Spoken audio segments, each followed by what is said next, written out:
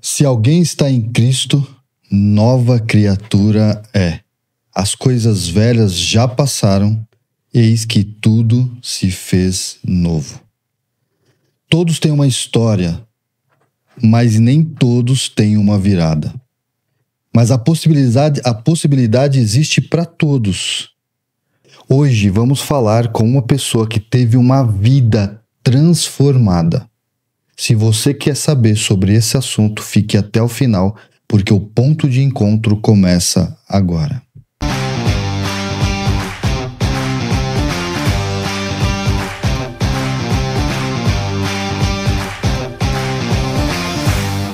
Bem-vindo a mais um ponto de encontro. É uma satisfação imensa ter você aqui mais uma vez. O meu nome é Beto e é um privilégio poder falar com você. Quero te agradecer porque você tem acompanhado o nosso conteúdo e o nosso canal. E o tema de hoje, a história de hoje é brilhante e a gente vai falar sobre um assunto que eu tenho certeza que vai impactar diretamente a sua vida. Eu quero dizer para você que você não pode esquecer de uma coisa. Quais são? Curtir, se inscrever e compartilhar para alcançar outras pessoas.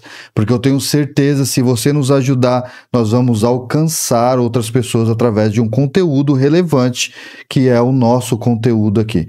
Hoje tem se difundido muitas coisas que nem são relevantes, mas nós trabalhamos duro de forma voluntária para colocar conteúdos na internet que façam sentido para muitas pessoas, conteúdos que vão edificar a sua vida. E hoje nós estamos também na plataforma do Spotify. Você também pode curtir o nosso conteúdo através do Spotify, escutando. Às vezes você está no carro e tal, aquele negócio todo. Você pode colocar o nosso conteúdo para ir escutando. E você vai curtindo aí também a nossa história, o nosso conteúdo através dessa plataforma. Olha que legal. Então eu conto com você para você estar aí nesses meios, nesses mecanismos, curtindo o nosso conteúdo. Quero apresentar para você aqui também um presente que a gente tem oferecido para vocês aí, um livro chamado A Chave da Virada. É um livro que vai falar sobre saúde emocional, um guia prático para melhorar a sua saúde emocional. Você deve estar perguntando, como eu posso conseguir esse livro? Eu digo, colocam aí no chat um meio, um mecanismo que eu possa entrar em contato com você e eu vou enviar para você completamente de graça, não importa onde você esteja. Esse livro vai ir para você completamente de graça. Só deixa uma forma de eu entrar em contato aí com você. Mas você só vai receber se por acaso você tiver inscrito no nosso canal, é óbvio, né? Você precisa estar inscrito no nosso canal para a gente poder entrar, para a gente poder mandar esse conteúdo aí para você, tá bom? Um guia prático para melhorar a sua saúde emocional. Agora, sem mais delongas, sem mais falácia, vamos agora direto para o nosso conteúdo, que é muito importante, apresentar o nosso convidado aqui, que ele é de alto gabarito. Ele veio aqui para falar sobre um assunto importante, contar sua história de vida pessoal e falar o que Jesus fez na vida dele.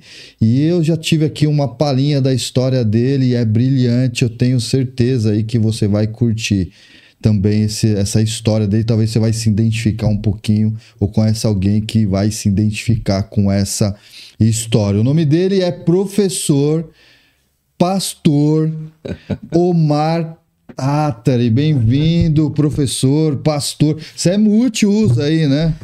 Rapaz, que privilégio ter você aqui, pastor. Eu agradeço o convite, agradeço a oportunidade de poder estar aqui com vocês e poder compartilhar um pouco da minha história, daquilo que Jesus fez na minha vida e daquilo que Jesus tem feito através da minha vida. Eu costumo dizer que existem dois momentos na vida daquele que tem um encontro com Jesus. O primeiro é aquilo que Jesus faz na sua vida, que é o propósito dele. E o segundo é o que ele vai fazer através da sua vida. Porque todos nós fomos chamados para um propósito. Para um propósito, não pode esquecer disso, né? Esquecer disso. Inclusive, a gente abordou esse conteúdo em um dos nossos podcasts passados aí. Uhum. Dá uma procurada lá, escreve lá propósito, que é exatamente contando sobre isso. Sim. Como que Deus define os propósitos da nossa vida, sabe? Sim. Todos nós temos propósito, né? Às vezes Sim. você não descobriu ainda, Ainda. as pessoas, né? Mas Deus sempre tem um propósito Sim. na vida, né? Isso é muito legal. Essa é a parte mais interessante, que Deus não nos chama para sermos apenas enfeite, né? Para ficarmos enfeitando igrejas, para ficarmos esquentando bancos de igreja, né? Não é- para um é. propósito maior do que ser mais um, né? Nós não fomos chamados para ser mais um. Essa é a parte mais interessante. Mas para sermos únicos, né? Sim, No ministério dele. Você é professor, professor. pastor. Pastor. Você dá aula aí para alunos de 16, 17 anos, é isso? Como é que é Hoje- isso aí? Hoje eu dou aula para um público específico de adolescentes aí na faixa etária de 16, 17 anos, na rede pública estadual, nos cursos técnicos voltados para a área de gestão e negócios, que é administração e logística. Mas eu já trabalhei com um público um pouco mais amadurecido também. Fui professor do Senac, fui professor do Centro Paula Souza durante 10 anos. Estou na educação já desde 2009 e tenho um pouquinho de conhecimento aí na área da educação. Que legal. Tá há quanto tempo já na área de educação? Desde 2009, 16 anos. 16 anos. 16 anos. É uma vida, hein? É um tempinho. É mais ou menos a faixa etária dos É que você meus dá meninos, aula, é né? verdade. E aí tô aí Quando já. você entrou, eles estavam nascendo. Literalmente, literalmente. É curioso porque eu acabo encontrando filhos de conhecidos meus. Olha que legal. Aí a pessoa, às vezes os meninos tiram foto comigo, levam para casa. Para, mas esse aqui é o Omar. Esse aqui é o irmão Omar. Esse aqui é o pastor Omar. Esse aqui é o Omar que eu conheci lá atrás. Ah, ele é meu professor. E vão lá na escola conversar comigo. E é bem interessante isso. Que legal, que legal. E aí, você é pastor da igreja? Assembleia de Deus, Assembleia. Ministério de Belém, setor 27, Ferraz de Vasconcelos. Eu estou nesse ministério do Belém há 5 anos já, apesar de ter vindo toda a minha trajetória passado por Assembleia de Deus e uma igreja batista.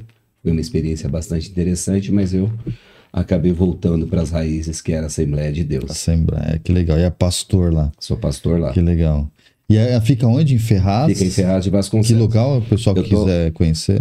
A minha congregação fica bem próxima à fábrica de brinquedos Bandeirante. Ah, ali. fica ali pertinho. Fica ali na rua João Canzi, 391. Legal, que Vila bacana. Jardim Angelina ali, né? Estou ali no Jardim Angelina. Mas eu acredito que o propósito aqui não é nem denominação, né? O propósito É aqui lógico, é falar de Jesus. é falar do amor de Jesus. É Então, isso aí, mas exatamente. as portas estão abertas ali para receber quem quiser conhecer lá o nosso trabalho. Que legal. Seja bem-vindo, viu, pastor? É obrigado. um privilégio gigantesco aqui ter a oportunidade de poder dividir contigo aí a história. Eu que agradeço. A gente vai essa falar abertura. sobre encontros que mudam vidas, né? Esse é o nosso tema. É um tema forte. Forte. E é bem interessante pensar o que esse encontro pode fazer, né?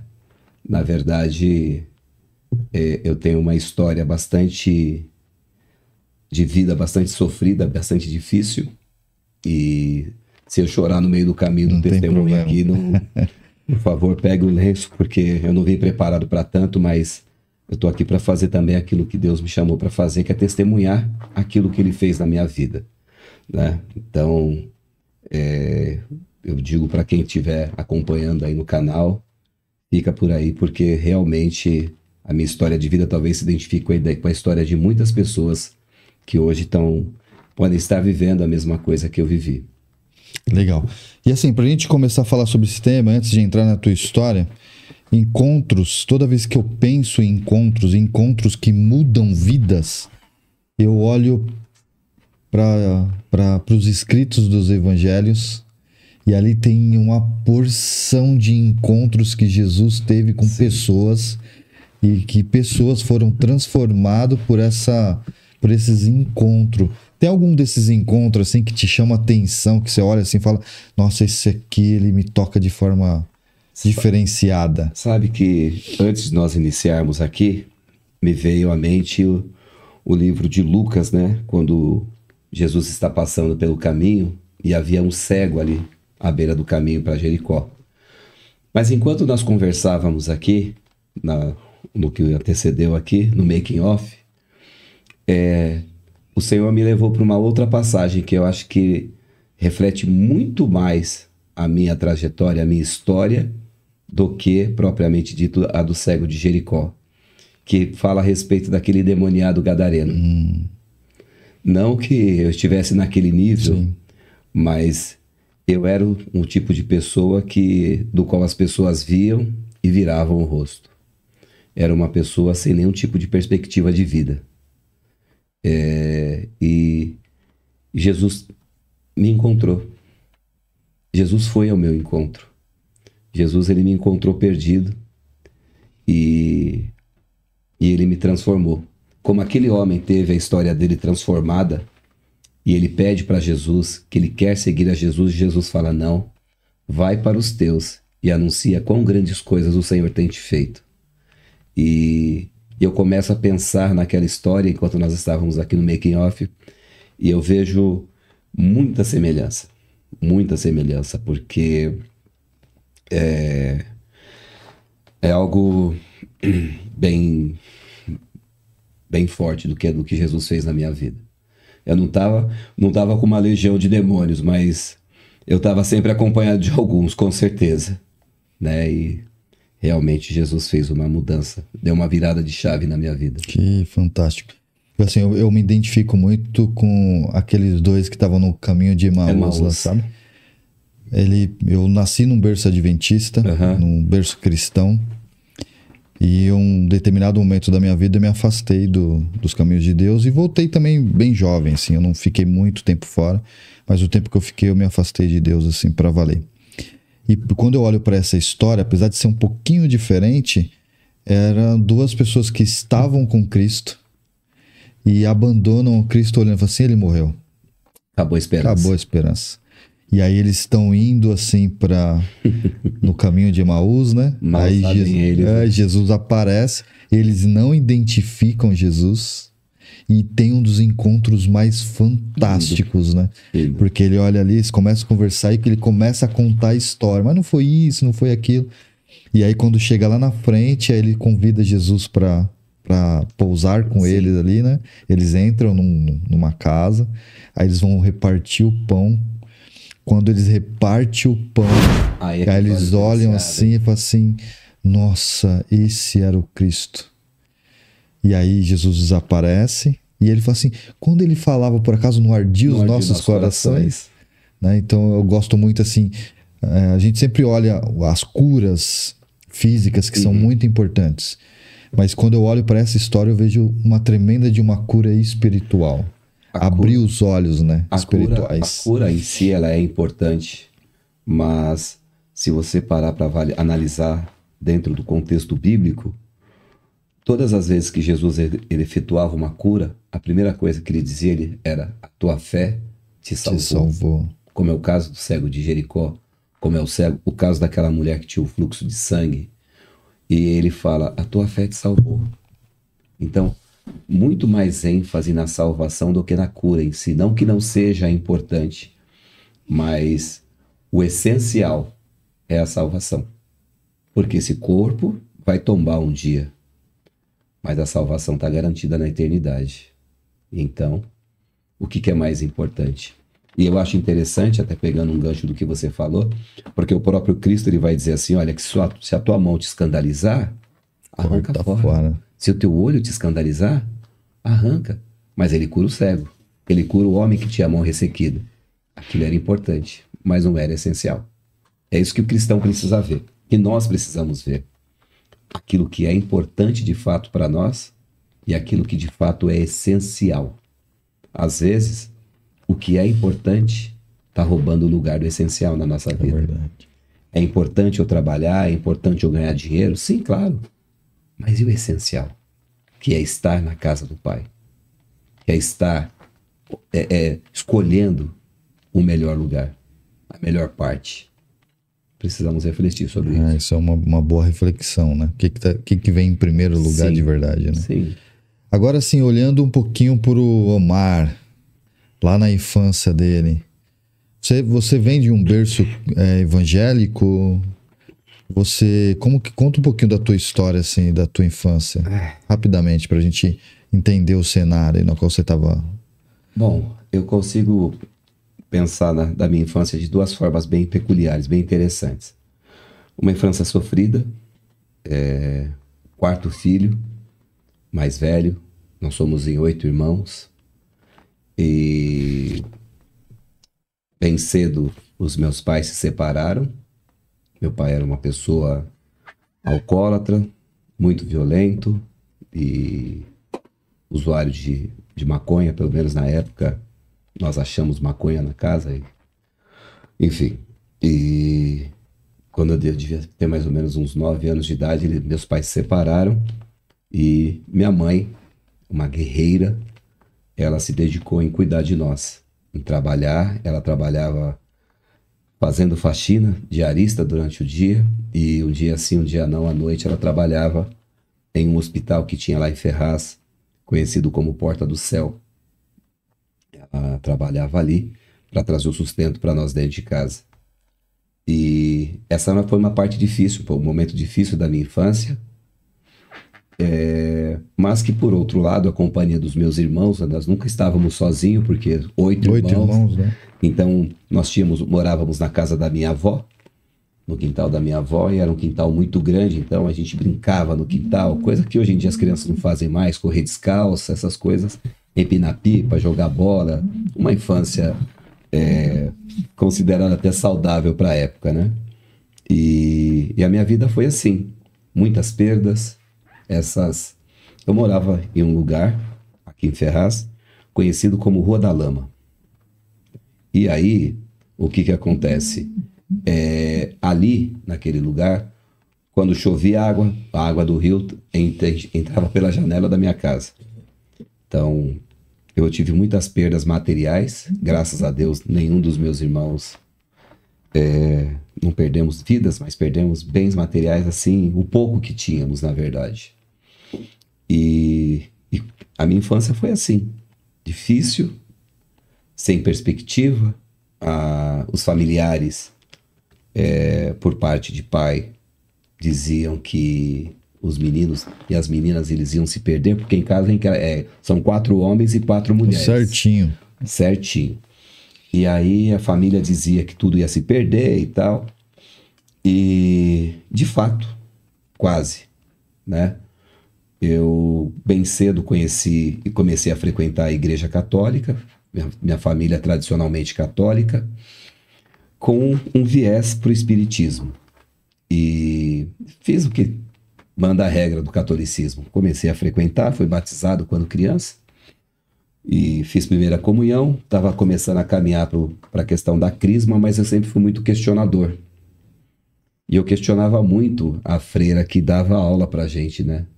Porque você batiza, depois você faz o batizado, depois você faz a primeira comunhão, e aí você tem a crisma, que é a confirmação, e depois você vai participar do grupo de jovens e tal.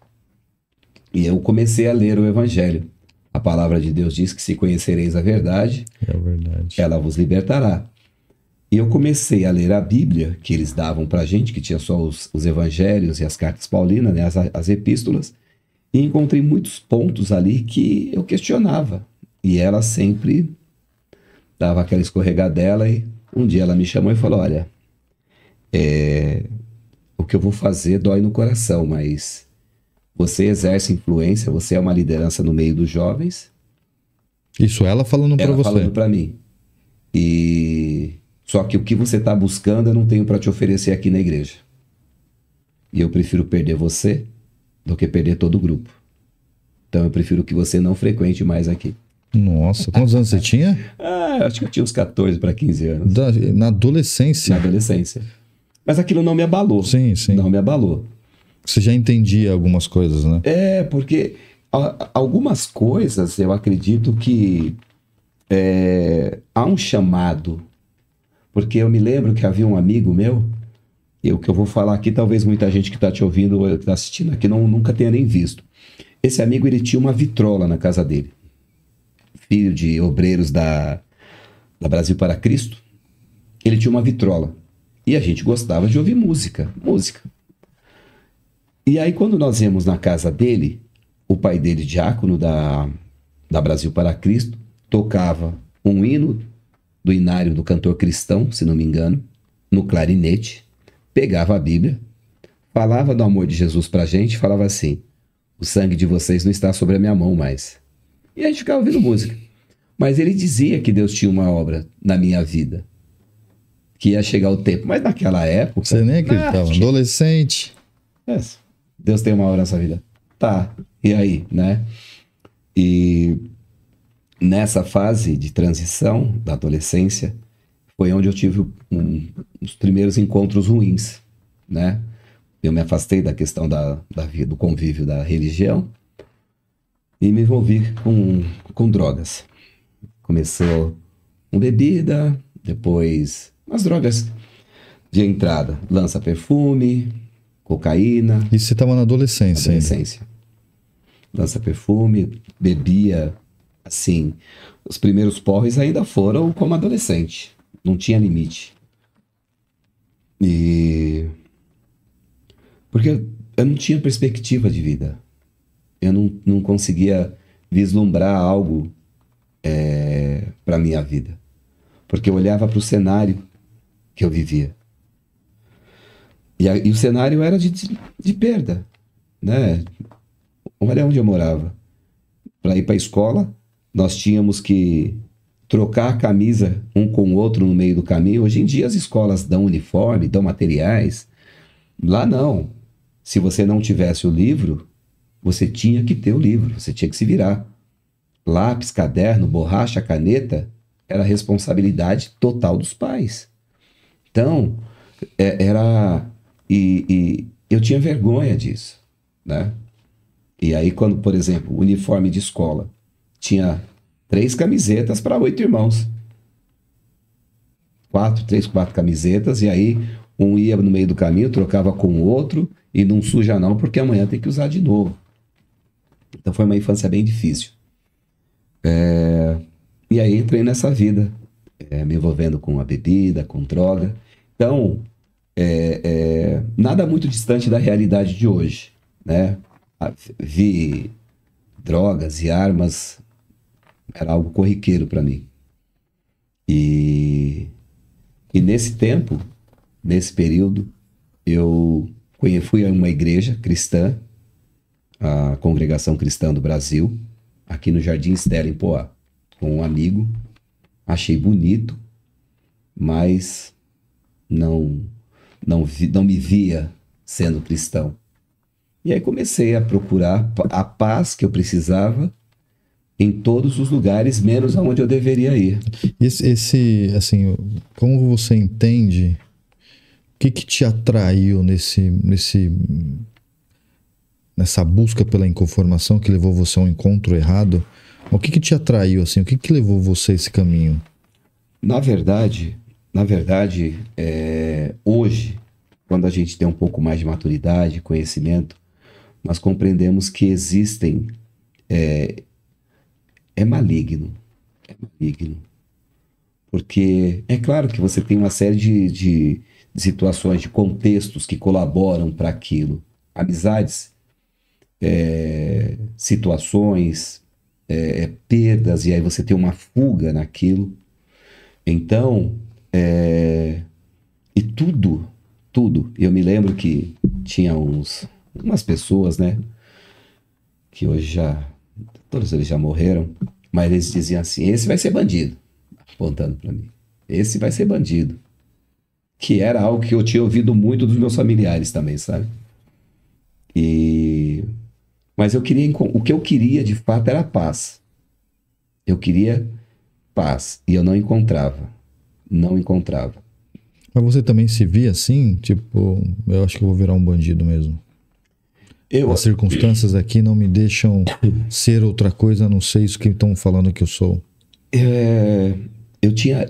A única coisa que me colocava limites era a minha mãe. Mas não porque ela me limitava, mas porque eu via todo o esforço que ela tinha para nos criar. Ela, semi-analfabeta, analfabeta funcional, lia muito, adquiri o gosto da leitura por causa dela. E uma pessoa extremamente honesta. Assim, uma pessoa que se ela falar para você que amanhã 9h30 ela tá aqui, ela vai fazer, Amanhã, 9h30, ela está aqui, ela cumpre a palavra dela. Até os dias de hoje. E então, o meu medo era decepcioná-la. Então, isso me freava. Mas os meus impulsos, se eu fosse me deixar levar pelos meus impulsos, eu tinha demandado muito mais. Então, a sua mãe era para você um ponto de referência ali. É. Assim, Ela é. Não deixava você ultrapassar alguns limites por conta disso. Ela sempre foi meu porto seguro. Né? Sempre foi meu porto seguro. Você é o mais velho dos seus irmãos? Sou o quarto mais velho. Ah, você é o quarto. Eu tenho 3 irmãos mais velhos ainda que eu. 2 E os seus irmãos também estavam sendo o mesmo caminho que você? Tinha essa mesma... O meu irmão mais velho, não. O meu irmão, meu outro irmão, sim. E ele já estava envolvido bem pior do que eu nessa época. Já estava envolvido com outras drogas também. E assim, e sempre tinha essa questão da mãe. Desse porto seguro. Olha, eu tenho medo de decepcionar ela ainda mais do que eu já estava decepcionando. Mas a decepção já era notória. E dessa caminhada eu procurei encontrar a paz. Porque, assim, quem está de fora, às vezes, é muito fácil e talvez seja alvo até de crítica dos seus seguidores, o que eu vou dizer. Mas, às vezes, é muito fácil você olhar para quem está envolvido aí com a questão da droga e tal e falar assim, é falta de vergonha. Mas hoje, conhecendo, vivendo o que eu vivi, conhecendo o que eu conheço, tendo feito o que eu já fiz, eu digo para você que tem muito mais uma questão espiritual envolvida, uma questão de possessão mesmo, porque eu digo para você que, eu vou fazer um spoiler aqui, vou dar uma antecipada aqui, mas depois que o Senhor me chamou, eu fui cuidar exatamente de vidas iguais às minhas. Então, por exemplo, eu fui fazer trabalho com pessoas em dependência química, trabalhar com pessoas em situação de rua. E aí você vê, de fato, que é uma questão espiritual. Eu não espiritualizo tudo, mas existe uma questão espiritual muito forte arraigada nisso. Você acha que o meio influencia absurdamente essa criançada a chegar nesse mecanismo? O acesso, a facilidade de acesso, com certeza ele acaba sendo favorável, né? Então, o meio polui. E aí você tem uma situação. Não que minha mãe fosse negligente, mas ela teve que fazer escolhas. Ou cuido deles e trabalho para que eles tenham comida na mesa e visto, ou todo mundo morre de fome. Porque não tinha esse negócio. Não tinha outra escolha. Bolsa isso, auxílio aquilo, faz aquilo, não.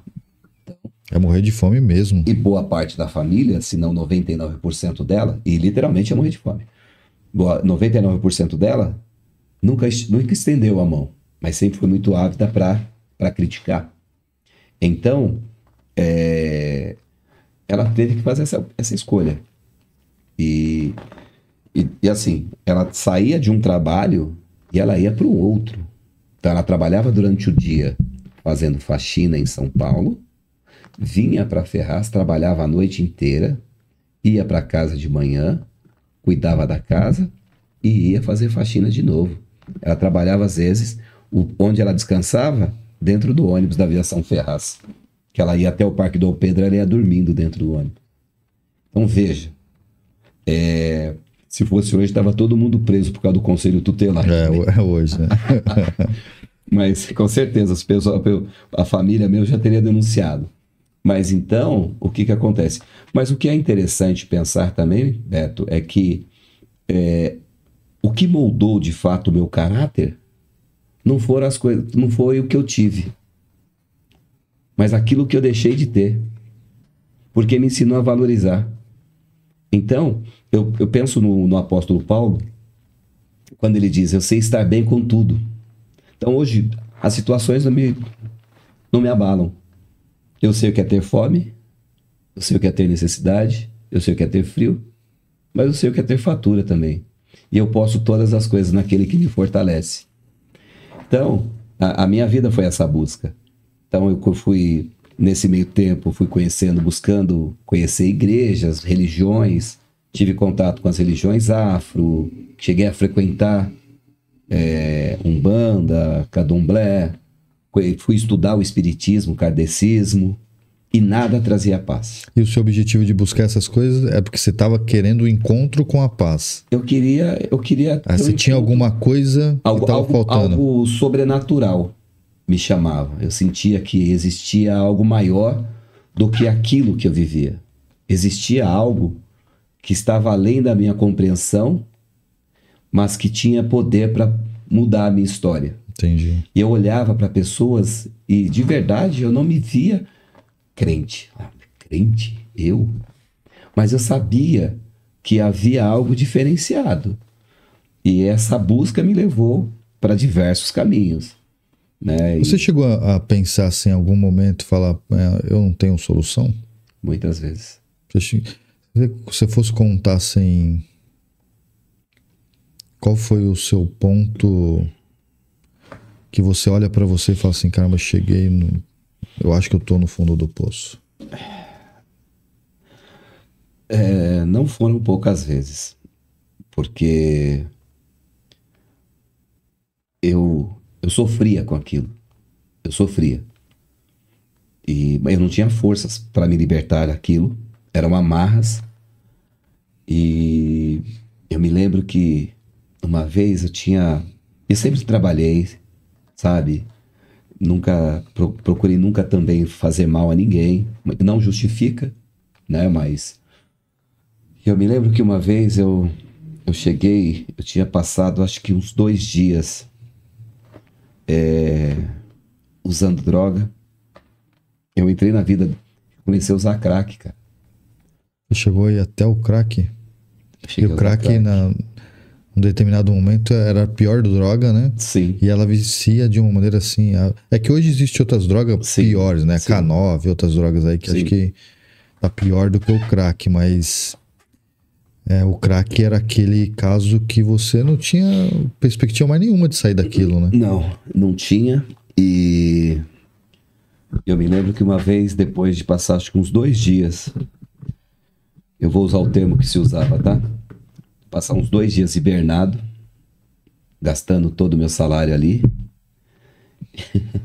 É engraçado, né? Porque remete muito à questão do filho pródigo, né?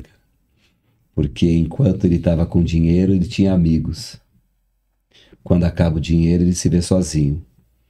E eu me lembro que teve um dia que eu cheguei em casa, quando eu me olhei no espelho, eu estava desfigurado.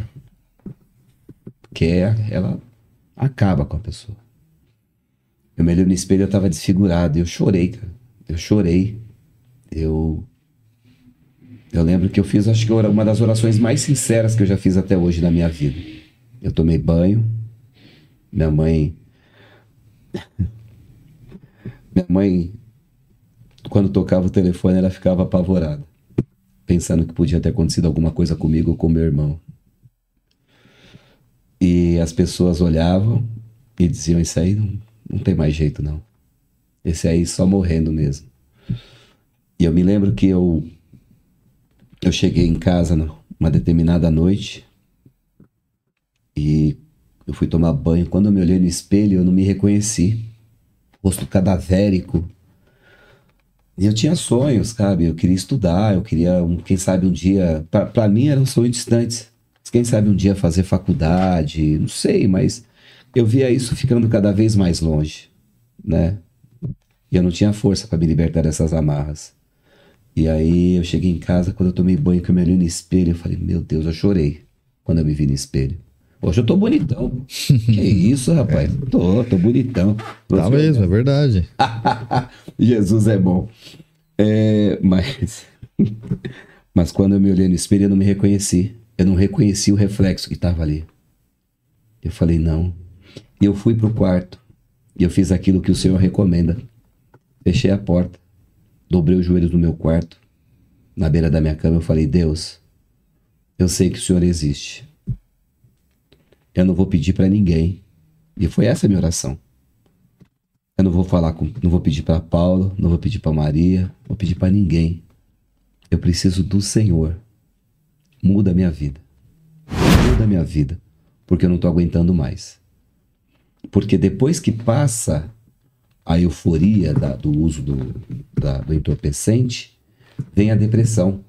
É por isso que muitos ficam ligados direto. Para não ter isso. Para não ter isso. Então ele vai buscar usar até, sabe? Porque ele não quer ter aquela sensação. E isso foi... lógico que já passaram-se alguns anos aí, né? Já saí da adolescência e tal. E eu me lembro que eu fiz essa oração no quarto. E aí passou um tempo, eu estava comemorando meu aniversário com alguns amigos, né? Se é que pode ser chamados assim. E lá na João 23, lá perto do Aricanduva, eu era promotor de vendas na época. E é engraçado, porque nunca faltava dinheiro. Não faltava dinheiro para beber, não faltava dinheiro para fumar, para me prostituir, para ficar na gandaia. Não faltava. Não faltava. Como milagrosamente é o contrário. E assim, eu sempre fui vaidoso, por isso que eu chorei quando eu me vi no espelho. Eu falei, meu Deus, o que está acontecendo comigo? Apesar que aquele choro também não foi... né, mas eu me lembro que eu me vestia razoavelmente bem e eu ia para essas baladas, para esses lugares assim. Eu me lembro que essa noite, que foi uma noite que marcou, eu passei a noite inteira lá. E ali é uma filial do inferno. Prostituição, homossexualismo, droga, tem de tudo e mais um pouco. E a gente ia para lá, eu e outros promotores, a gente ia lá pra zoar e acabava também, né? E aí eu me lembro que quando acabou a noite, nós tínhamos que voltar para casa, porque nós éramos promotores ali no Carrefour Aricanduva.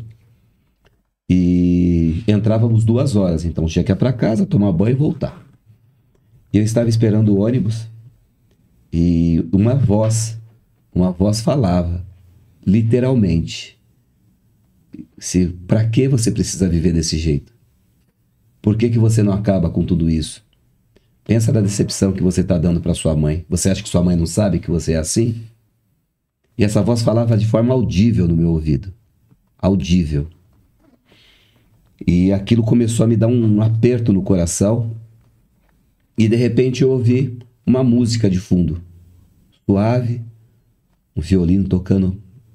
Hoje eu consigo identificar que era um violino. Mas eu ouvia a melodia. E na medida em que eu ouvia aquela melodia, aquilo foi me trazendo paz. E aí o ônibus veio. Entrei no ônibus. E aquilo ficou martelando na minha cabeça. E aí, uns 3 ou 4 pontos para frente, entra uma moça. E a moça, eu não tenho o costume de falar de usos e costumes, mas a moça era perceptível que ela era cristã pela forma de se vestir, o cabelo. E ela vinha vindo, eu falei assim, aquela moça, vou falar o que eu falei, tá? Aquela moça é crente. E se ela vier sentar aqui perto, eu vou conversar com ela. Eu precisava colocar para fora. E aí ela sentou no banco da frente, eu bati no ombro dela, ela virou. Falei, desculpa o incômodo, né? Eu sei que eu tô cheirando a bebida, cigarro, enfim. Ela, não tem problema, o que foi? E eu perguntei para ela, eu falei, por acaso, em algum momento da sua vida, você sentiu um vazio tão grande dentro de você, e que por mais que você faça, que você faça qualquer coisa, que você se vista, que você se envolva com pessoas, esse vazio não sai? E era uma pergunta retórica, porque eu sabia, lá no fundo eu sabia a resposta. E ela falou assim, eu nunca me senti assim. Porque você está se sentindo assim? Eu falei para ela, tô. Ela falou assim, esse vazio só vai sair do teu coração o dia que Jesus entrar e ele fazer morada dentro de você. E aí eu falei para ela, de certa forma eu sabia que você ia dizer isso. E aí eu perguntei para ela a igreja que ela ia, ela falou Assembleia de Deus, e Ela falou, mas não importa a igreja. O que você precisa ter é o encontro com Jesus. Você precisa encontrar Jesus. E quando você encontrar Jesus, a sua vida vai mudar. E aquilo ficou na minha cabeça. Aquilo ficou na minha cabeça por muitos dias. Aquilo ficou falando comigo. E não que eu tenha deixado de fazer as coisas erradas. Mas aquilo, de alguma forma, aquela palavra penetrou no meu coração. A palavra penetrou no meu coração e eu sabia que eu precisava ter um encontro com Jesus. Mas nesse momento você já identificou que aquela tua oração já estava sendo respondida ali? Não. Você não tinha associado ainda? Hoje sim. Naquele momento não. Mas o que é interessante é que até chegar ao ponto de encontro mesmo com Jesus, eu estava, poucos dias depois dessa conversa com essa moça, eu estava indo para uma formatura com um vizinho, e esse vizinho, inclusive, é o que me convidou para ir para a igreja. Ele foi para a igreja e ele começou a frequentar a igreja lá, mas nós fomos a uma formatura. E ele estava com vergonha de falar que estava indo para a igreja. Mas eu sabia, mas também... E eu estava no trem e eu gostava de me vestir bem, então estava de blazer, todo arrumado, a lata de cerveja na mão, dentro do trem. Naquela época vendia bebida nos trens e tal. E aí veio uma senhora com um folhetinho da Palavra de Deus. Ela veio com um folhetinho. Você aceita o folheto da Palavra de Deus? Eu falei, claro, a Palavra de Deus é sempre bem-vinda. Ela me entregou o folhetinho, segurou, olhou para mim e falou assim, moço, eu vejo Deus fazendo uma obra muito grande na sua vida. Eu parei de beber a cerveja, daquela travada assim, né? Eu, tá bom, obrigado. Ela falou, não, eu vejo você como um ministro. Eu olhei pro meu amigo e dei risada, né? Falei assim, agora deu, vou virar político. Ela falou assim, grande é a obra. Virou as costas e foi embora. E aquilo pra mim fez diferença nenhuma. Eu fui pra formatura do mesmo jeito. Pois bem, e aí passaram aí mais uns quase 30 dias e houve um congresso de jovens na Assembleia de Deus no Madureira, Ministério do Brás, em Ferraz de Vasconcelos. E esse amigo me chamou. Eu falei, você está indo para a igreja agora? Ele falou, tô. Eu falei, bem que eu sabia. Porque ele já tinha mudado um pouco o comportamento. Era amigo de gandaia. Mas ele já não estava mais usando droga, já não estava mais bebendo. Mas ainda gostava de sair e tal. Mas já tinha mudado o comportamento, algo já estava diferente nele. Eu falei, vou ver. Depois eu vejo isso aí. E aí, chegou a data, uma semana antes da data, começo de setembro de 98, ele... E aí, vamos? Eu vou, para ele parar de me torrar a paciência, e aí tá tudo certo. Bom dia lá e pronto. Mas eu fui. Quando eu cheguei lá, que eu olhei aquela igreja grande, bonita, aqueles jovens todos bonitos, cantando, tudo uniformizado, né? Eu entrei, fiquei sentadinho lá, e eu me lembro que naquele dia, Deus separou aquele culto só para mim. Deus separou aquele culto só para mim. O preletor começou a pregar, e à medida em que ele pregava tudo o que estava acontecendo em minha vida. Tudo, tudo, tudo, tudo. Assim, detalhes que só Deus e eu sabíamos. E aí, o meu primeiro comportamento, a minha primeira reação foi... o vizinho foi lá e contou tudo pro pastor. Contou da minha vida. Me chamou para vir. Vizinho fofoqueiro. Me chamou para vir e contou pro pastor o que tá acontecendo comigo. E o pastor vai e fala em público. Rapaz. E eu chorava assim, parecia uma criança com fome. Eu achei que eu ia desidratar aquele dia. Literalmente. Acabou o culto, fui para casa, cheguei em casa com o rosto inchado, olhos vermelhos. Minha mãe me encontrou, falou, filho, o que aconteceu? Eu, nada. E por que você tá com essa cara de choro? Eu falei, nada, não foi nada. Vai sair? Eu falei, não. Ela olhou e estranhou, por quê? Fim de semana, feriado, havia recebido salário no bolso, não vai sair, não vai beber, não vai fazer nada. Ela ficou quieta. Acho que ela deu glória a Deus naquele momento. Aí no sábado, eu falei assim, hoje eu vou na igreja de novo. Mas eu vou escondido daquele vizinho. Porque eu quero ver se Deus vai falar de novo. Aí eu fui, a igreja tinha uma galeria e eu fiquei na parte de cima da galeria. Coincidentemente, e aí depois eu fui ver a filmagem, né? Eu sentei do lado daquela que hoje é minha esposa. Você tá brincando. Sério. Eu costumo... Ó, Deus preparando já ali. Eu costumo brincar com ela e falar assim, você me viu, você já ficou apaixonado. Né? Na hora que ela vê esse podcast, ela vai ficar brava. Mas, coincidentemente, sentei praticamente quase do lado dela. Tava ela, eu, do lado. Eu falava, você já tava de olho no negão aqui. E aí, naquele dia, de onde o preletor da sexta-feira terminou a pregação, o de sábado começou. E de novo a primeira reação foi, o vizinho me viu. Não pode ser. Fui para casa, mas eu sabia que alguma coisa já estava diferente na minha vida. Que eu encontrei naquele lugar a paz que eu sempre procurei tanto. Que uma vida promíscua com sexo, drogas e muito rock and roll não podia me dar. E é engraçado porque eu gostava de rock, tá? Eu tenho essa cara de pagodeiro, jogador de futebol. Salgadinho. Mas gosta de rock. Mas eu era roqueiro, não gostava de futebol, não sei jogar futebol. Tenho 2 pernas esquerdas, então não era bom jogador de futebol. E aí, não saí no sábado também. E aí fui para a igreja novamente no domingo. Quando eu cheguei na igreja no domingo, eu falei, agora eu vou sentar no meio da igreja mesmo. Já me viu esses 2 dias mesmo. Aí sentei lá, assisti ao culto. E eu me lembro da pregação, acho que, se não me engano, o pastor chamava Jefferson, lá do Paraná. Ele pregava sobre a rainha de Sabá, quando ela tem um encontro com Salomão.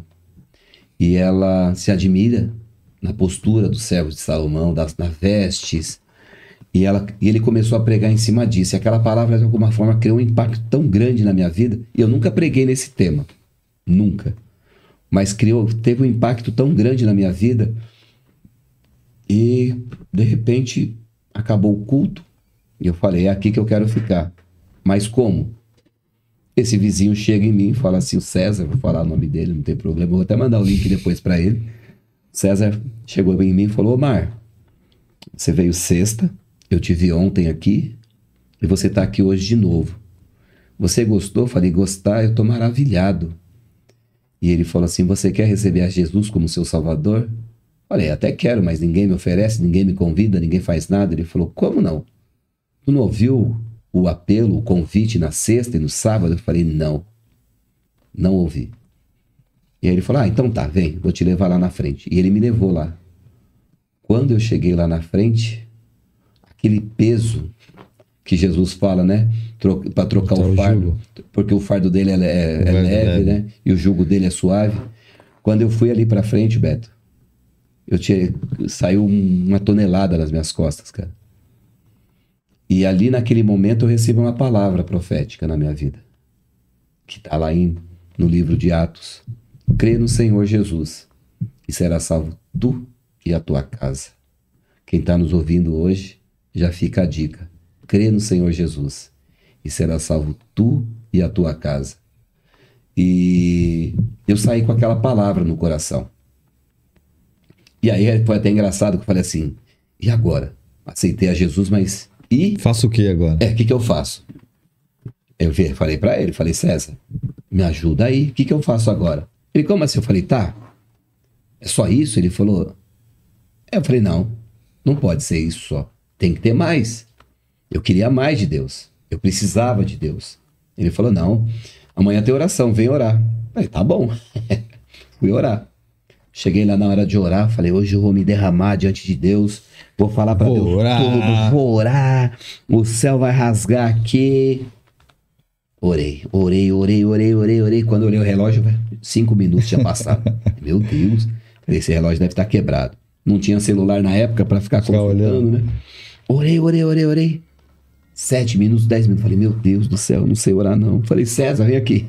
Eu não sei orar. Ele falou, rapaz, eu sou acostumado a rezar, né? Eu fico rezando lá, rezando. Ele falou, não, aqui é diferente. Aqui você vai abrir o coração para Deus. Você vai conversar com Deus. Fala com ele como você está falando comigo. Ah, então é assim? Você não me avisou antes. E aí eu comecei a conversar com Deus. E aí eu comecei a frequentar os cultos.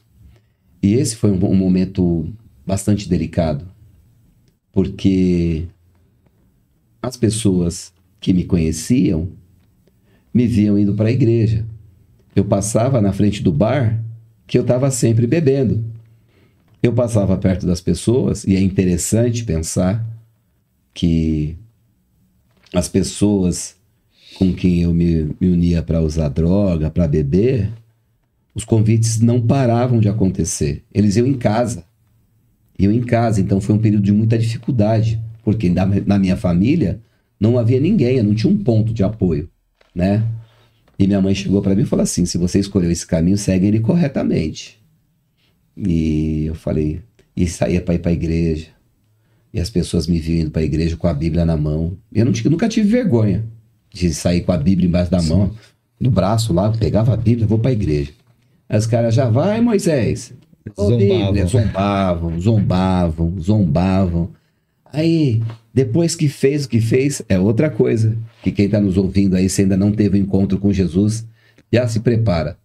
Porque vão falar para você, depois que você fez tudo de errado, agora você vai se esconder. Agora vira crente. Essa você escuta, né? Mas, Salmo 91, aquele que habita no esconderijo do Altíssimo, a sombra do Onipotente descansa.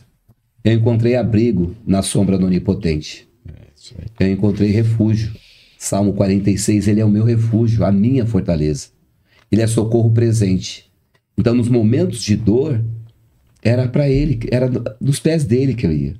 E não foi fácil, porque eu caí muitas vezes no começo da caminhada, porque todo começo de caminhada é isso. Eu caí, porque eu não tinha um apoio. Isso falta muito. E isso é uma coisa que hoje eu prezo muito quando tem um novo convertido na igreja. Eu faço esse discipulado, né? Essa mentoria. Eu acompanho de perto, eu mando mensagem, eu vou na casa, eu ligo, e aí como é que você tá? Por quê? Porque muitas vezes eles vêm sem alguém da família que sendo cristã, e ele se sente perdido. Então eu tento suprir aquilo que eu não tive. Então foram momentos difíceis. E logo em seguida, assim, eu já quis me batizar. Falei, não, é isso que eu quero. É isso que eu quero. Tá decidido. Tava decidido. Mas cheio de vício ainda. Eu não tava liberto. E aí, um pastor da igreja, ele falou assim pra mim, olha, eu não acho que é correto você se batizar, porque você não tá liberto. Falei, mas eu tô me esforçando. Eu precisava. Eu tinha necessidade de me batizar. E ele falou, olha, eu não acho correto, não acho bom, não acho recomendável. Aí eu falei com o pastor que estava acima dele, que é a mesma etapa. Falei, pastor, eu quero me batizar. Mas o pastor tal falou que eu não devo me batizar porque eu não estou liberto. E eu perguntei para esse pastor, falei, pastor, depois que eu me batizar, eu nunca mais vou pecar? Ele falou, não, você vai continuar pecando. Eu falei, então? Aí ele falou assim para mim, não, porque você precisa estar liberto. Eu falei, não, mas Jesus vai me libertar. E eu entrei num propósito, jejum, oração, perguntei como é que fazia, né, porque eu não entendia nada. E com 3 meses eu me batizei. 3 meses de conversão. 3 meses de conversão. 3 meses de conversão. Eu precisava. Era uma necessidade. Era, mas não era empolgação, não era fogo de palha. Entendi. Que muita gente dizia que era uma sede. Era sede. E eu entendo hoje o que o salmista fala, assim como a corça suspira pela corrente das águas, a minha alma tem sede de ti. A minha alma tem sede do Deus vivo. A minha alma tinha sede. Eu era terra seca, como está lá em Jó. E aquela árvore que já estava totalmente cortada. Mas ao cheiro das águas purificadoras, aleluia. E aí o que acontece? Eu conversei com o pastor. Falei, pastor, está acontecendo isso, isso e isso. Realmente eu tenho essa dificuldade, mas eu preciso me batizar. Ele falou, não posso negar o batismo para você. Mas eu posso te pedir um favor? Eu falei, claro. Ele falou assim, promete para mim, pastor Moisés Gomes, promete para mim que até o último dia da sua vida você vai tentar? Eu falei, tá combinado. Tá combinado, pastor? Eu falei, então, pode fazer a ficha e batizar. E já comecei a me envolver com as coisas da obra de Deus. Já comecei a me envolver. Aí teve é umas coisas assim que Deus faz na nossa vida. Porque quando Ele me encontra, quando eu tive esse encontro com o Senhor, quando Ele me encontrou caído ali, como aquele homem que o samaritano resgata, um dia eu estava ouvindo rádio, e aí alguém fala na rádio, uma rádio evangélica, sei lá que rádio que era aquela, que ia ter uma conferência missionária lá na Avenida do Cursino, para ajudar, né? Depois que eu fui para a igreja, a primeira coisa que aconteceu foi ficar desempregado. Parte boa disso é que eu não tinha mais contato com o pessoal da gandaia de lá. Bom, eu falei, Senhor, quanto será que custa? Peguei um cartão telefônico, muitos do que estamos assistindo aí, talvez não saibam. Nem sabe o que é cartão telefônico, é. Muito menos que a ficha. Ficha não. Apesar que eu sou da época da ficha também. Não precisa me olhar assim não, eu sou da época da ficha também. Peguei o cartão telefônico, fiz minha inscrição. E aí eu tinha um pouco de dinheiro, eu fiz as contas, fiz o custo, né? Mensurei o custo ali, eu falei, bom, são 5 dias de conferência missionária, eram ministrações das 9 da manhã às 9 da noite.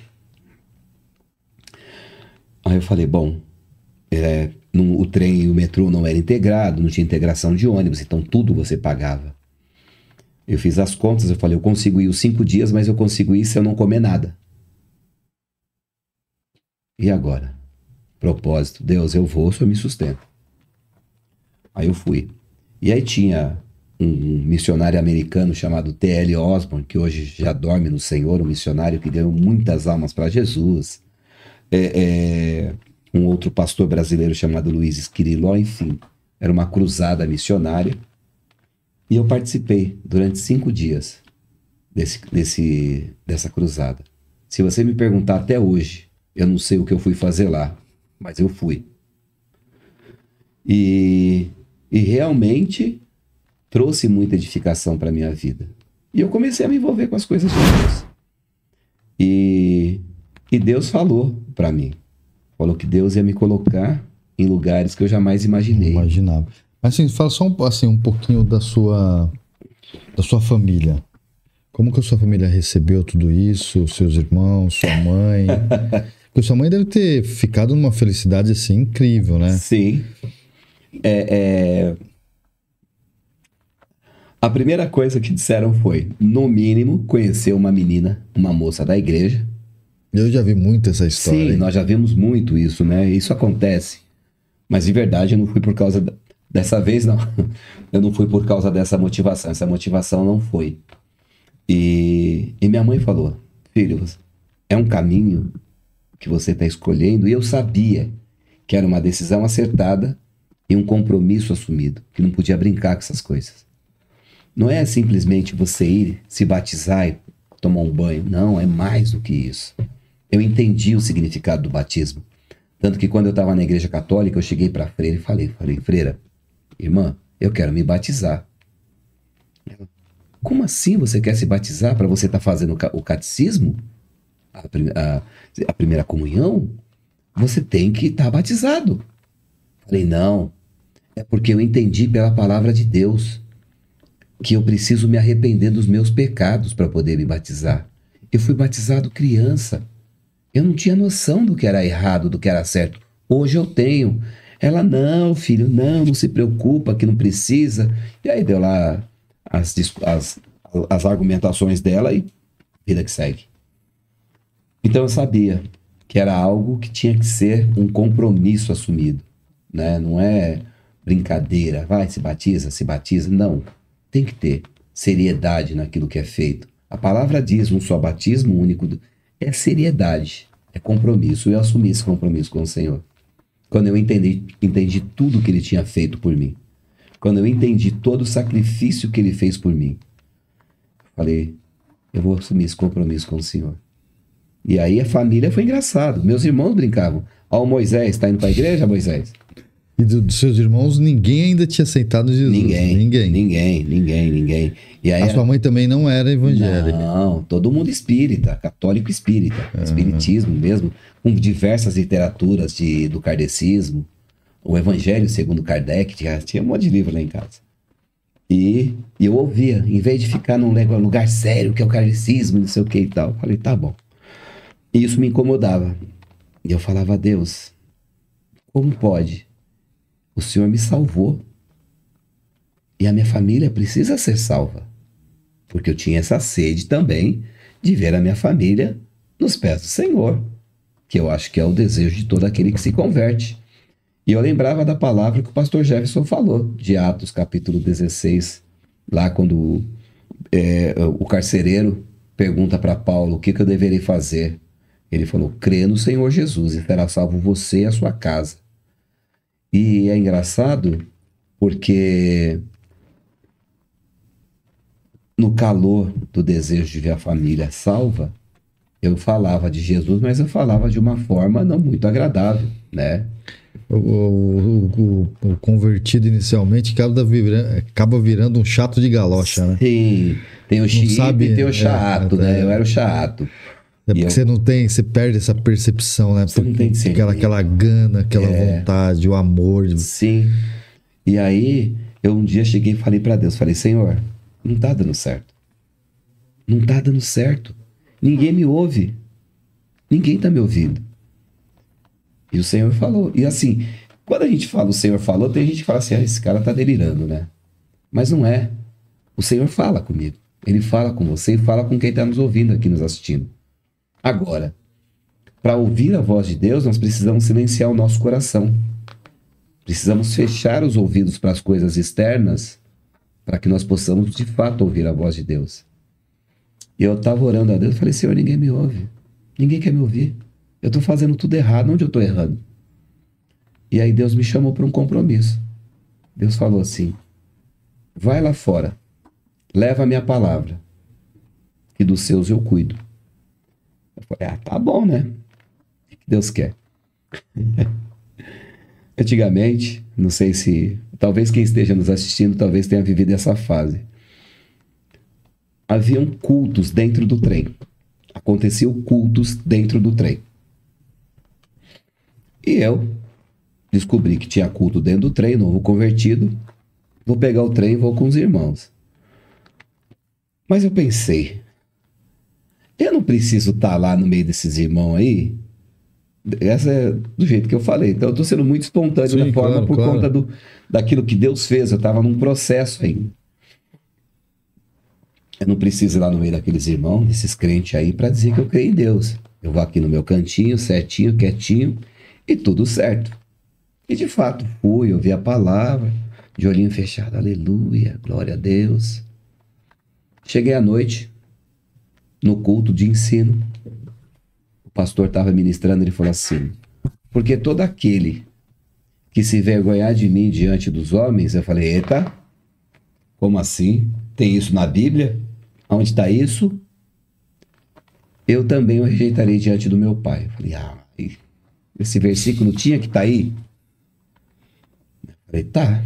O que eu fiz no outro dia? Fui mais perto dos irmãos. Aí eu tô lá, né? Os irmãos cantando aqui, e eu tô aqui segurando aqui, e o irmão assim do meu lado. Eu tô lá, de olho fechado e tal. Falei, tá bom, Senhor, eu tô aqui do lado, então tá tudo certo. Aí o irmão que estava fazendo o trabalho de evangelismo no trem falou assim, ô varão, você, de blazer preto. Falei, não, já me achou aqui, senhor? É, você mesmo.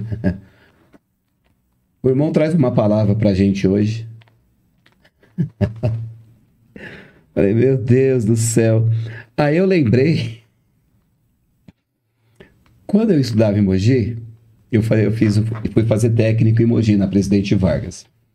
Eu entrava às 6 horas da tarde no trem e os irmãos estavam fazendo o culto. E eu entrava gritando truco para atrapalhar o culto deles.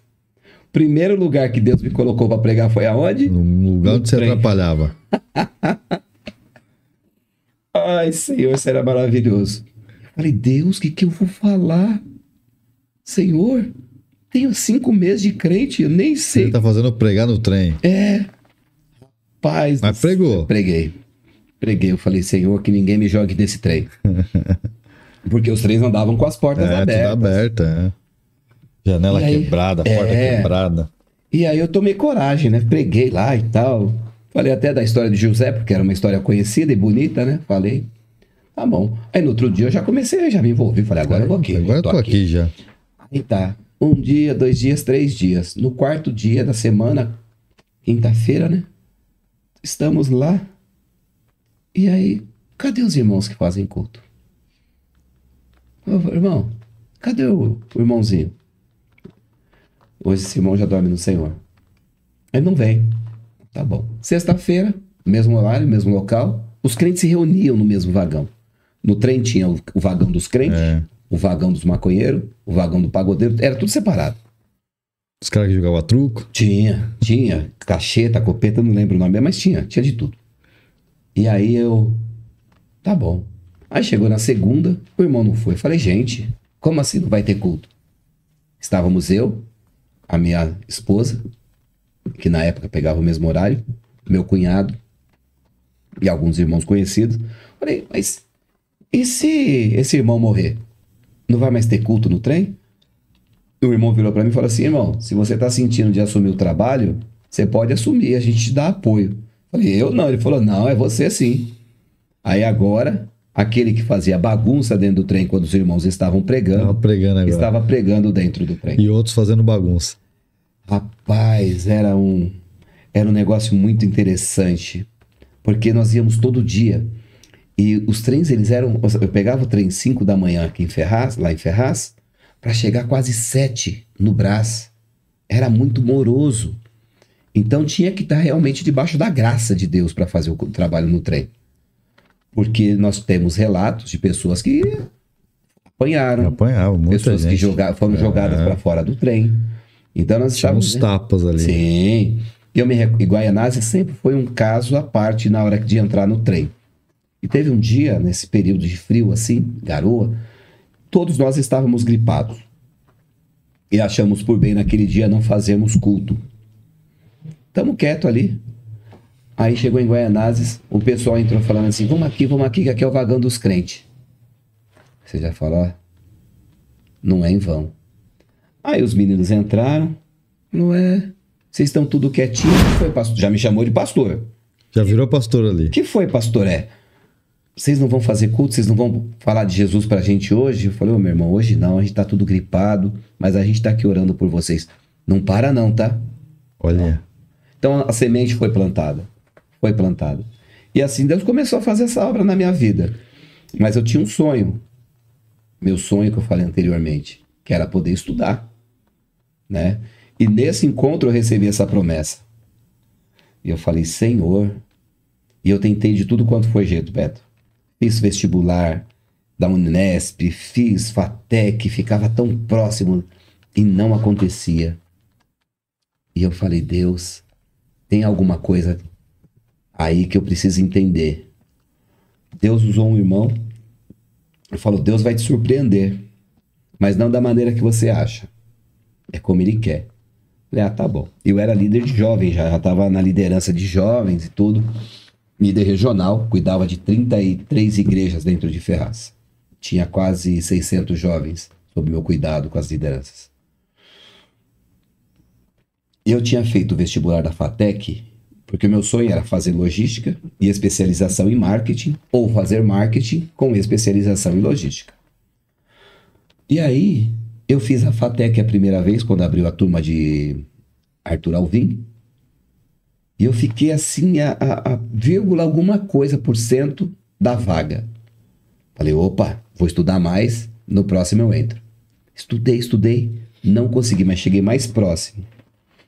Falei, vou de novo. Aí abriu o vestibulinho para ETEC.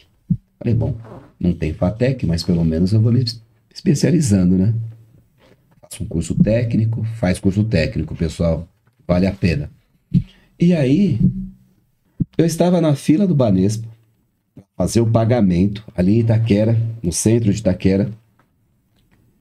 E eu falando com Deus, Senhor, eu tô aqui. Mas se for a tua vontade que eu estude, amém.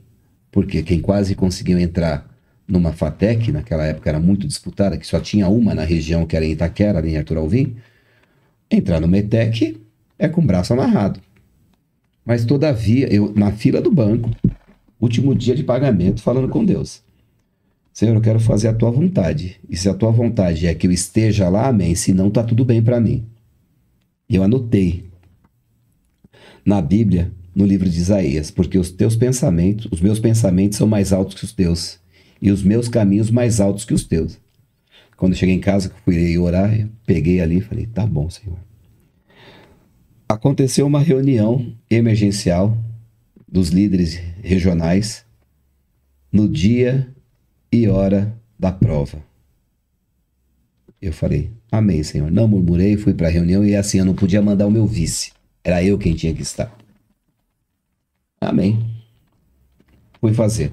Me envolvi, mergulhei de cabeça. Falei, Senhor, é o seu tempo. E aí, Deus usou um irmão e falou, tá chegando o tempo de Deus preparar seus estudos, porque você quer fazer, Deus sabe, você começa a imaginar um monte de coisa, né? Fiquei desempregado, e aí o irmão fala, Deus vai colocar você para estudar. Eu falei, como? Agora? Como? De que jeito? Fui trabalhar numa empresa de call center, e nesse call center tinha convênio com uma faculdade corporativa. Eu cheguei, comecei a fazer o treinamento, falei com a moça da RH, eu falei, olha, eu quero fazer a faculdade. Ela falou, daqui 6 meses. Eu falei, não, eu quero agora. Ela não pode. Eu falei, pode? Mas por quê? Eu falei, olha, eu tô assumindo compromisso com você. Eu te dou a minha palavra que eu não vou deixar, não vou sair da empresa. Pelo menos não nesse primeiro ano. Ela, olha, eu vou comprar uma briga por você. Ela era cristã também, da Igreja Universal. Vou comprar uma briga por você, mas não pode. E eu não te garanto. Eu estava em treinamento, saiu lá a liberação para eu poder fazer o vestibular. O vestibular simples, era uma faculdade corporativa. Fiz o vestibular, passei. Em treinamento eu já estava fazendo o curso de logística. E aí terminei o curso de logística, fiz reaproveitamento de estudos, fui fazer marketing. Fui fazer a minha especialização em marketing. É o que você queria. Que era o que eu queria. Fiz a prova do Enem. E aí, quando eu fiz essa prova, eu tive uma média, a minha redação e a minha nota ficou acima da média nacional. Então já era eletivo uma bolsa de estudo. Mas eu já tinha colado o grau de logística, estava fazendo marketing. E tinha essa outra. Mas eu falei, eu não quero outra faculdade. A não ser, Senhor, que o Senhor realize um sonho meu, que é estudar no Mackenzie. Eu falei, Deus, que é até uma história curiosa. Eu trabalhava em uma agência de marketing lá na Faria Lima, e tinha uma moça que ela estudava no Mackenzie. E um dia ela sempre a via saindo mais cedo, quando eu peguei amizade com ela, eu falei, nossa, Fê, você sempre sai mais cedo querendo estudar? Ela falou, eu falei, onde você estuda? Ela falou, no Mackenzie. Eu falei, nossa, meu sonho, estudar nessa faculdade. Ela falou assim, esquece, não é pra pobre. E Mackenzie não era mesmo. E não é mesmo. Não é pra pobre, mas é pra escolhido, né? Pra quem é escolhido, sim. Quando eu abro meu e-mail, eu vejo lá o símbolo do Mackenzie. Você foi pré-selecionado para uma bolsa de estudos. Só que eu falei para Deus, falei, Senhor, eu não vou mentir. Porque eu já tinha colado o grau. Eu não vou mentir, não vou omitir nada. Tudo que tiver que colocar lá, eu vou colocar. Porque tem a questão da per capita. Nessa época eu era consultor de trade na Lexmark. Eu trabalhava para a Lexmark no setor de trade supply. Foi até engraçado. Eu estava sentado no hall para finalizar a matrícula e tinha um rapaz sentado do meu lado, rapaz novo.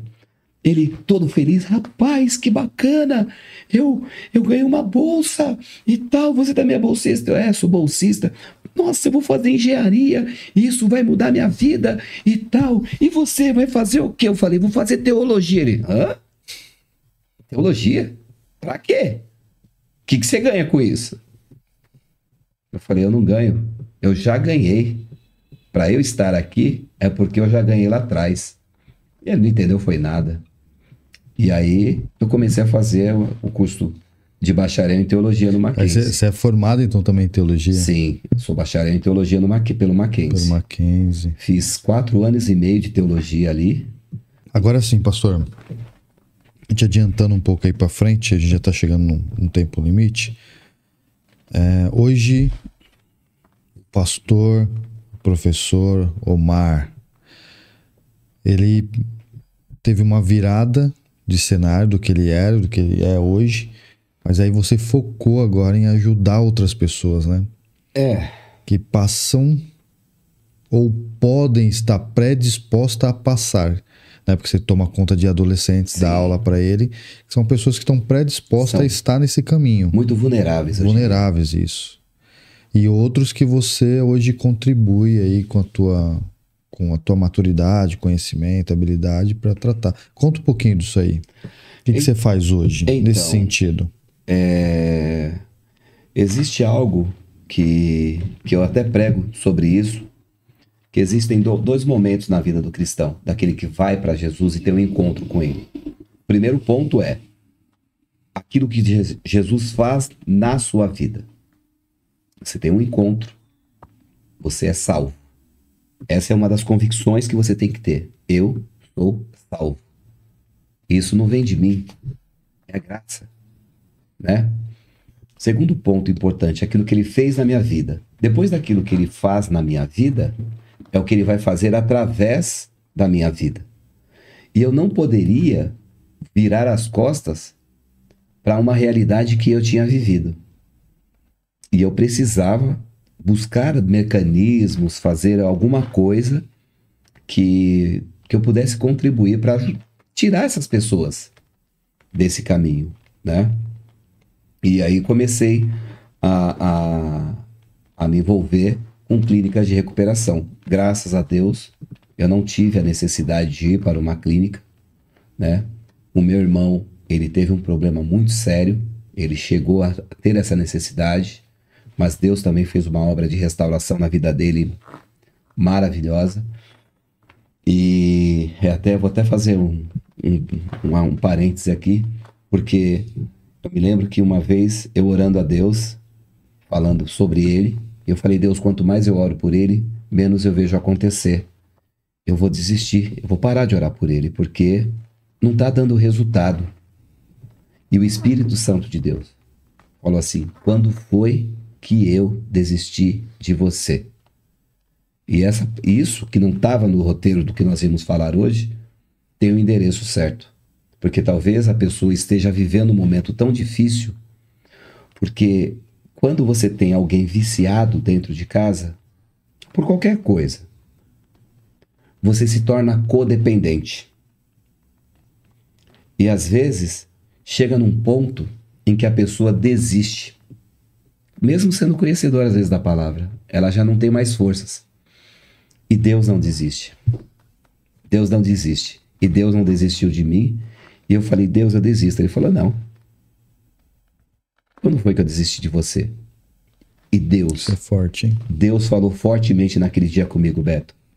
Eu vou tirar o seu irmão do meio das drogas e para o meio das drogas eu tornarei a levá-lo. Eu lembro disso, eu fico arrepiado. Falei, Deus, o homem carnal pensando, Deus, como é possível isso?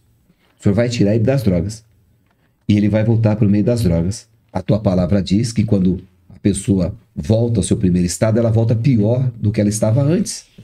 Sai o espírito maligno que havia nele e volta outros 7 piores. Como pode ser isso? E Deus não falou mais nada. Deus só me falou, eu vou tirar de lá e eu vou tornar a levar para lá. Pois bem, Deus fez uma obra na vida do meu irmão. Meu irmão virou coordenador de uma clínica, foi para lá para se tratar, virou monitor, coordenador, começou a ajudar outras vidas ali. Ali Deus fez uma restauração na vida dele. Deus preparou para ele uma esposa e um trabalho. Faculdade, ele foi fazer faculdade e um trabalho dentro da Cracolândia. Nossa. Deus levou ele para o pior cenário para ajudar a resgatar vidas dentro Lá da dentro, Cracolândia. com a experiência dele. Quando ele foi para lá, e eu lembro disso, eu fico todo arrepiado. Quando ele foi para lá, Deus falou: eu cumpro com a minha palavra. E eu entendi o que Deus tinha falado lá atrás. Porque existem momentos em que Deus vai falar e você não vai entender. O que você tem que fazer é crer. Como vai? Não sei. Deus levou ele para lá. E ele virou instrumento de Deus para resgatar vidas dentro da Cracolândia na luz, ali no fluxo. Ali.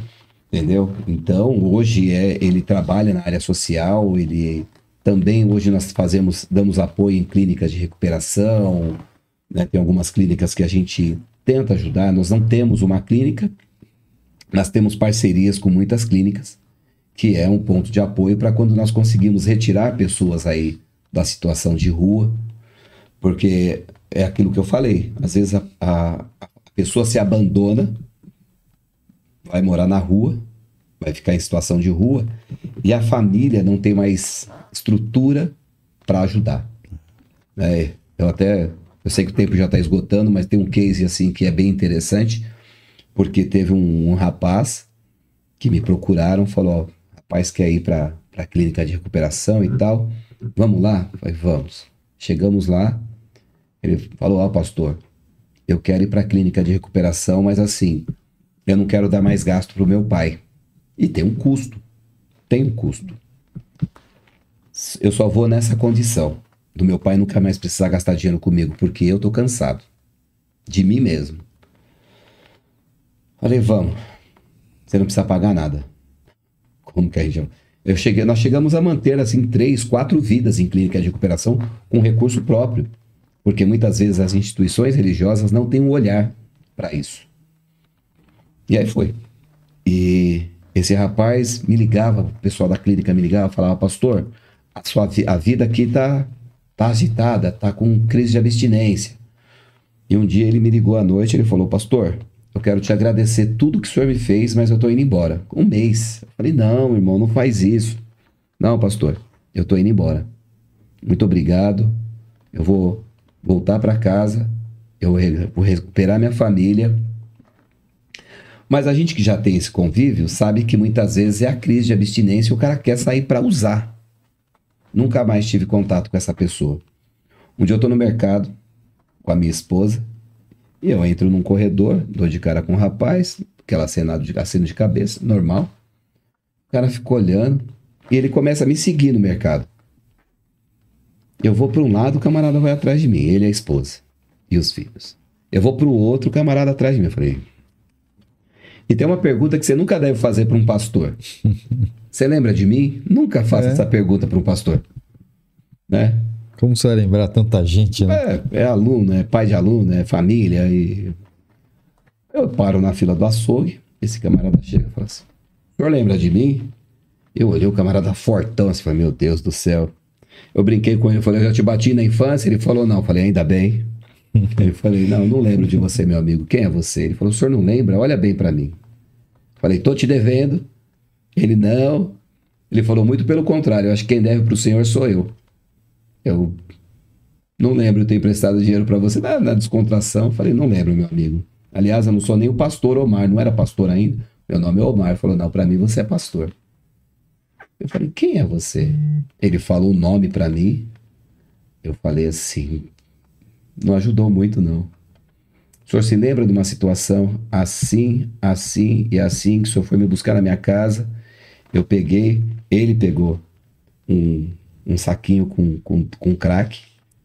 Falou assim: ó, é a última vez que eu faço isso. Ele fumou o crack na minha frente, quebrou o cachimbo, jogou fora e falou assim: eu nunca mais vou usar isso. Isso ele falou lá, mas um mês depois ele saiu. O senhor lembra dessa cena? Quando ele falou, meus olhos encheram de lágrimas, né? Claro que eu lembro. Falou: aqui, ó, a minha esposa meus filhos, graças ao Senhor. Que legal. Aí é onde você vê que o que a Bíblia fala, que nenhum esforço é vão no Senhor. Porque aquele rapaz, não vou dar nomes, mas aquele rapaz também estava perdido, Beto. E ele teve um encontro que mudou a história dele, que mudou a vida dele. Assim como eu tive esse encontro. E eu não me canso. Eu continuo. Eu tô que nem Josué e Caleb, eu tô na mesma força de quando eu aceitei a Cristo, porque eu continuo com esse gás do social, de fazer cesta básica, de ir na comunidade, de ir ali, aqui que ajuda, vamos lá estender a mão, entendeu? E a gente continua nisso. E hoje, com o trabalho que eu desenvolvo dentro da escola, eu acabo sendo um ponto de contato também, porque você chega no menino, você percebe, fala, ó, tá ruim, né, cara? Não tá legal. Eu vi você assim, pô, professor, tal, tá difícil. Então, e eu faço uma abordagem mesmo no linguagem dele, né? Na linguagem dele. Não adianta eu chegar num, não adianta. Né, numa Patamar. toda rebuscada. Não adianta. Eu tenho que chegar no linguajar dele e falar, vem aqui, meu, vem aí. E aí? Você tá doido, cara? Que negócio é esse? Ô, professor, não sei. E aí você traz ele pra perto, entendeu? Então, Deus me colocou no lugar em que eu tenho que estar mesmo, para cuidar de pessoas. Talvez você não tivesse tido essa experiência, não conseguiria tratar essas pessoas. Não. Não que Deus fez você estar nessa circunstância de drogas ou de mundo para te usar depois. Mas ele aproveitou que você fez essas escolhas para que outros possam não fazer, né? Então, eu fui resgatado para ser agente de resgate hoje. Eu fui liberto para ser agente de libertação hoje. Eu fui restaurado para ser agente de restauração hoje. Entendeu? É claro que não foi fácil, e como não é, claro que houveram, nesses 27 anos de caminhada com Cristo, houveram momentos difíceis, não é fácil, né? Porque são desafios, são renúncias, são problemas dos mais diversos que você atravessa todos os dias, né? O fato de estar em Cristo não nos isenta de problemas, de dificuldades, de desafios, mas eu posso verdadeiramente dizer, Ebenezer, até aqui o Senhor tem me ajudado. E graças a Deus o Senhor me colocou... Isso é magnífico. Assim, são tantas experiências que, assim, vai tomar muito tempo seu aqui, dos seus espectadores aí, mas do que Deus fez na minha vida, e assim, Deus foi preparando situações e mais situações, especializações, por exemplo, no campo profissional, né? Então, tenho especialização em cadeia de suprimentos, em supply chain, eu tenho MBA em administração, eu tenho... Um monte de coisa que Deus te deu. Tudo Deus. Agora, pastor Omar, se você fizesse assim uma viagem no tempo, olhasse o Omar antes e tivesse a oportunidade de olhar para ele antes, você hoje, com a experiência que você tem, com a bagagem que você tem, com tudo que você tem, se fosse lá no passado, olhasse para aquele Omar naquela circunstância e tivesse que dar um recado para ele, que pode ser alguém que está escutando a gente agora, o que você falaria olhando para aquela câmera ali? Eu vou exemplificar para você. Eu tenho 2 filhos. Deus preparou que eu tenho 2 filhos. Eu tenho a Esther, que hoje é pedagoga, está fazendo uma outra graduação em letras, e eu tenho o Victor, que hoje ele estuda educação física. E o Victor, quando era pequeno, ele sabia os meus horários de chegar ao trabalho, então quando dava dando o horário, ele já pedia para a mãe para ele queria ficar me esperando na rua. E quando ele me via subindo a rua, uma pequena elevação, ele gritava, pai, prepara! E ele vinha correndo e pulava nos meus braços. E ele tinha segurança de que ele podia vir correndo e pular nos meus braços, que eu não deixaria ele cair. O recado que eu posso passar para quem está aqui hoje nos assistindo é: corre para os braços do Pai. Corre depressa, com confiança. Ele não vai deixar você cair. Se eu pudesse voltar no tempo. Foi a melhor escolha que eu fiz para minha vida. Então você tá de frente de um cara que é você mesmo, sem ter tomado essa decisão. Ele tá lá no pior momento da vida dele. Eu diria para ele que Jesus o ama, que Jesus quer mudar a história dele, que Jesus tem poder para tirar ele lá do fundo do poço. Que, aliás, muitas vezes, o fundo do poço pode ser o melhor lugar para que a pessoa está, porque ela começa a cair em si, como o filho pródigo. Quando ele cai, ele chega no pior momento dele, que ele perde a identidade dele, que ele tem desejo de comer as alforrobas dos porcos ali, que ele fala: como pode? O jornaleiro da casa de meu pai, ele é muito mais bem tratado do que eu, ele não tem falta de nada. E eu estou aqui padecendo necessidade. Levantar-me-ei, irei ter como meu pai. Esse seria o recado. Se levanta e vai ter com o pai. Omar, eu diria para o Omar do passado, se levanta e vai ter com o pai, porque o pai tem pressa na tua vida. E foi o que ele fez. Ele ensaiou palavras bonitas, mas Deus não precisa de palavras bonitas. O salmista, no Salmo 51:10, ele vai dizer: o que Deus procura de fato é um coração quebrantado e contrito. O que é quebrantamento? É quando eu não tenho mais forças. Eu paro de lutar com as minhas forças e eu deixo tudo nas mãos de Deus. Quando eu vi que do meu jeito, e olha que eu bati em muitas portas, em muitas portas. Talvez a pessoa que esteja nos assistindo hoje tenha batido também em muitas portas, Beto. E tudo que ela encontrou, muitas vezes, foi uma porta fechada ou promessas vãs. Mas o dia que eu bati na porta do Senhor, que na verdade eu vou até parafrasear, porque ele diz na palavra dele: eis que estou à porta e bato. E se você abrir, eu entrarei e cearei contigo. Quando o Senhor Jesus me encontrou, que ele bateu a porta e eu abri o coração, tudo mudou. Tudo mudou. Tudo mudou. Tudo mudou. E hoje assim, foi a escolha mais acertada que eu fiz para minha vida. Foi a escolha mais acertada. E não, existem muitas coisas desse tempo que eu fiz, dos 27 anos que eu estou servindo a Deus, que houveram acertos, houveram muitos erros, né? Pontos difíceis, mas em todo o tempo o Senhor esteve comigo, me sustentou. Mesmo quando tinha tudo para dar errado. Tem uma palavra, livro de Isaías, capítulo 49, versículos 12 a seguir, que diz assim: pode uma mãe esquecer-se do seu filho, do filho que ainda amamenta, mas ainda que esta se esquecesse, todavia, Deus está falando aqui. Deus falando. Porque tem gente se sentindo aqui esquecida, abandonada, se sentindo... Deus está dizendo: olha, uma mãe pode esquecer-se do seu filho, do filho que ainda amamenta, mas ainda que esta venha a se esquecer, todavia, eu não me esquecerei de ti. Eis que nas palmas de minhas mãos te tenho gravado, e os teus muros estão continuamente perante mim, diz o Senhor. Ele não se esqueceu de você, e ele te convida: se levanta de onde você está e venha viver um novo de Deus. É o que Deus tem para sua vida. Glória a Deus. Professor, pastor Omar Tattali. Que privilégio poder escutar você. Que privilégio poder estar aqui. É uma satisfação assim, de verdade, de coração, ter o privilégio de a gente poder escutar a história de uma pessoa que Deus fez uma grande obra e você permitiu que isso acontecesse.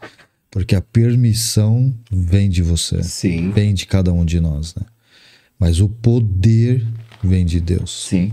Eu costumo brincar com pessoas, falo para as pessoas: eu não caí de paraquedas. Eu não sou pastor, não caí de paraquedas sendo pastor. Uhum. Eu cuidei de vidas, eu vim me preparando, porque eu entendi o meu chamado.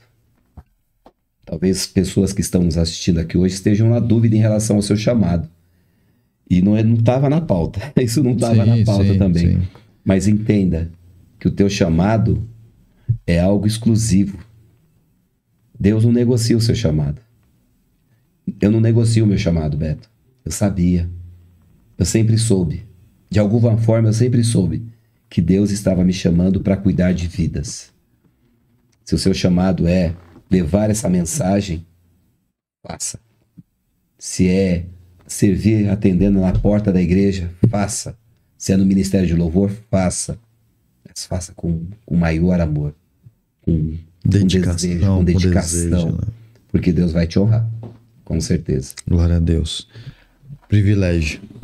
Obrigado, Beto. Satisfação imensa, viu, pastor? A satisfação é minha. E que você possa voltar aqui outras vezes para a gente falar sobre a Bíblia, vamos falar sobre alguns temas. Hoje foi sobre a sua história, mas eu quero convidar você uma outra vez aí para a gente abrir a palavra, estudar um pouquinho sobre alguns temas importantes, tá bom? Bacana, com certeza. Deus possa continuar abençoando o teu ministério. Amém. Que Ele continue te usando aí com as meninadas, com a garotada aí que você dá aula, que a gente sabe. Também no teu ministério de pastor, Amém. Dentro da igreja, que também tem a meninada lá, os mais velhos. Mas que Deus continue te usando a tua vida e sendo louvado por essa vida. Amém. Tá bom? Deus abençoe. Valeu. Obrigado. Quero dizer uma coisa que é muito forte, diz na palavra que faz todo sentido com o que o pastor falou até agora, que está lá escrito em Isaías capítulo 1, versículo 18. Diz assim, ó: vinde, pois, e arrazoemos, diz o Senhor. Ainda que os vossos pecados sejam como a escarlate, eles se tornarão brancos como a neve. Ainda que sejam vermelhos como o carmesim, se tornarão como a lã. Antes de ele fazer essa transformação entre uma coisa vermelha, uma coisa como carmesim, para uma coisa branca e pura, ou purificada, ele começa dizendo: vinde e arrazoemos. Ele está convidando você a vir conversar com ele. Ele começa a mudança com uma conversa. É para isso que ele está chamando você, para conversar. Você não sabe conversar com Deus? Não tem problema. Ele sabe disso. Só comece. E você só começar, você vai perceber que Ele estará aí do teu lado. Não desista. Não desista do propósito de Deus, como o pastor falou aqui. Porque o propósito que Ele tem para você é maior do que você consegue enxergar hoje. Mas um dia você vai enxergar esse propósito, porque Ele vai deixar claro. Você só precisa se permitir e conversar com Ele. Então, quero agradecer você por ficar até agora conosco. Não esquece de curtir, compartilhar e se inscrever. Se você quiser aí o livro, fale com a gente. Uma outra coisa que eu ia esquecendo aqui, pastor, é uma lembrancinha aqui do Ponto de Encontro. Opa. Eu quero deixar de presente aqui para você. Obrigado. É uma lembrancinha aí com todo carinho. É simples, mas é com carinho imenso aí, tá bom? Obrigado. Quero agradecer aqui a nossa equipe que até agora ficou aqui com a gente. De forma cansados, de forma voluntária, ajudando o Ponto de Encontro a alcançar pessoas e levar conteúdo. Então quero agradecer vocês, meninos. Obrigado, Périx. Obrigado, Vitão. Obrigado por tudo aí que vocês têm feito. Quero agradecer você. Sábado que vem nós estamos aqui mais uma vez no próximo Ponto de Encontro. Quero agradecer e até lá. Valeu.